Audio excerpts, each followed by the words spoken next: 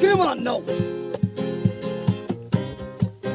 Anh đã sai mà lòng con nhớ, thương em mà là thương cha mà lòng mong mơ. Yêu em mà lòng con nhớ.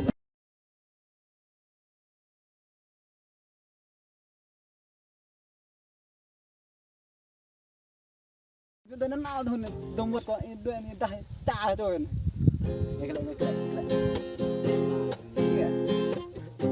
Hello, hello với nhau lạc trôi. Yeah, yeah. Go. Đó là diễn viên, đó là Lan Minh đến từ làng Giòn. Đó là diễn viên, đó là em trai chưa, đó là yeah.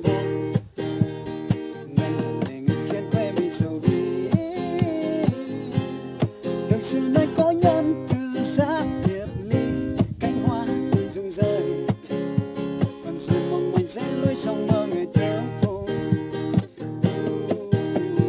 Thiên câu theo làn gió bay, thuyền qua sông đã quên lên với trang tầng nơi này. Trông vàoวันnày dần nào gầy.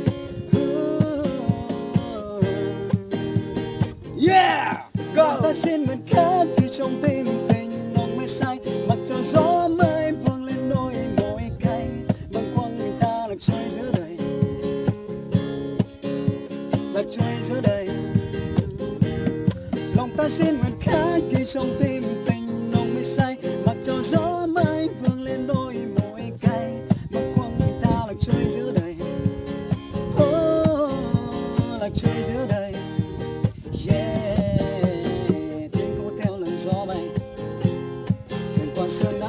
Sang tận nơi này,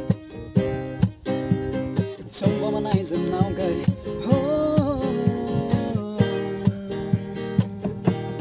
Lòng ta xin nguyện khát ghi trong tim tình lòng mê say, mặc cho gió mây vang lên đôi môi cay, bâng khuâng mình ta lạc trôi giữa đời, lạc trôi giữa đời. Lòng ta xin nguyện khát ghi trong tim tình lòng mê say, mặc cho gió mây vang lên đôi môi cay, bâng khuâng người ta lạc trôi giữa đời, lạc trôi giữa đời. Yeah. Nhảy đi, come on nào.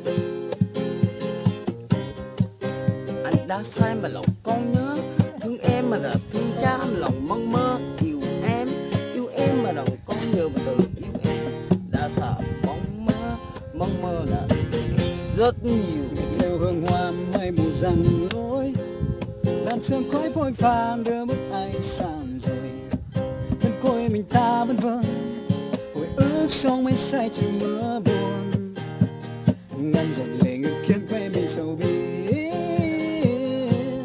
Đường xưa nay có nhân từ giá biệt ly, cánh hoa rụng rơi, còn duyên mong manh dễ lối trong mơ ngày tương phù.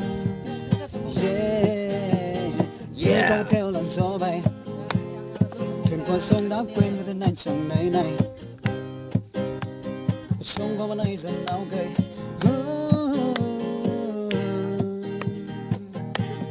Lòng ta xin nguyện khát ghi trong tim tình lòng mê say, mặc cho gió mây vang lên đôi môi cay, bâng khuâng mình ta lạc trôi giữa đời, lạc trôi giữa đời. Lòng ta xin nguyện khát ghi trong tim tình lòng mê say, mặc cho gió mây vang lên đôi môi cay, bâng khuâng mình ta lạc trôi giữa đời, lạc trôi giữa đời, Lạc trôi. Yeah. Come on.